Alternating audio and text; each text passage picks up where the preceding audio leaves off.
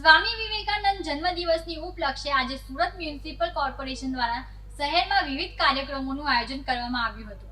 આ પ્રસંગે સ્વામીજીના જીવન, દર્શન અને રાષ્ટ્રને દિશા આપતા વિચારો યાદ કરવામાં આવ્યા હતા। સ્વામી વિવેકાનંદના જન્મદિવસ નિમિત્તે સુરત મનપા દ્વારા સવારે પ્રાર્થના સભા યોજાઈ હતી, જેમાં મહાનગરપાલિકાના અધિકારીઓ, કર્મચારીઓ અને નાગરિકોએ ભાગ લીધો હતો। સ્વામી વિવેકાનંદના છબી પૂજન સાથે કાર્યક્રમની શરૂઆત કરવામાં આવી હતી।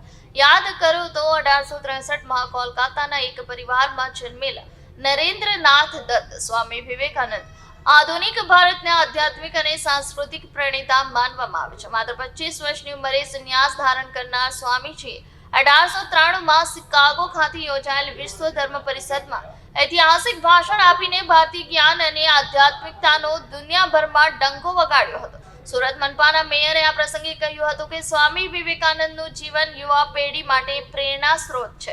ઉઠો, જાગો અને ધ્યેય પ્રાપ્ત કર્યા સિવાય ન રોકો, તે તેમનો સંદેશ આજે પણ પ્રાસંગિક છે। કાર્યક્રમમાં વિદ્યાર્થીઓ દ્વારા સ્વામીજીના પ્રસિદ્ધ ભાષણોનું વાંચન, ભજન, સંગીત અને યુવા સશક્તિકરણ પર ચર્ચા યોજાઈ હતી। શહેરના વિવિધ વિસ્તારોમાં આયોજિત આ કાર્યક્રમોમાં શહેરીજનોએ ઉત્સાહપૂર્વક ભાગ લીધો હતો। ઉલ્લેખનીય છે કે સ્વામી વિવેકાનંદના જન્મદિવસે દેશભરમાં રાષ્ટ્રીય યુવા દિવસ તરીકે ઉજવવામાં આવે છે। સુરત મનપા દ્વારા આયોજિત આ કાર્યક્રમો સ્વામીજીના વિચારોને સમાજના તમામ વર્ગો સુધી પહોંચાડવાનો પ્રયત્ન છે।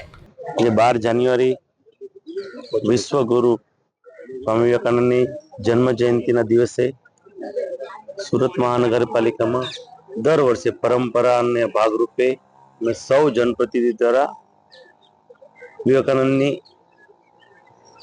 સૂત્રાંજલિ કરીએ છીએ, તેમનું વંદન કરીએ છીએ।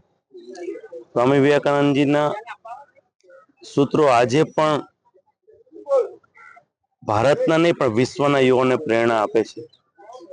સ્વામી વિવેકાનંદની જ્યારે ગુલામીના સમયમાં ગાંધીજીની બુક્સમાં પણ લખ્યું છે, સ્વામી વિવેકાનંદના શબ્દોથી તેમને પ્રેરણા મળતી હતી।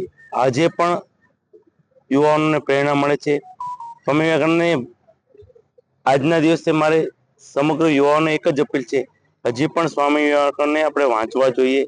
જ્યારે સ્વામી વિવેકાનંદને આપણે વાંચીએ છીએ ત્યારે આત્મવિશ્વાસ વધતો હોય છે। આવનાર 5000 વર્ષ સુધી સ્વામી વિવેકાનંદના વિચારો દેશના અને વિશ્વના યુવાનોને પ્રેરણા આપશે, એ જ અભ્યર્થના।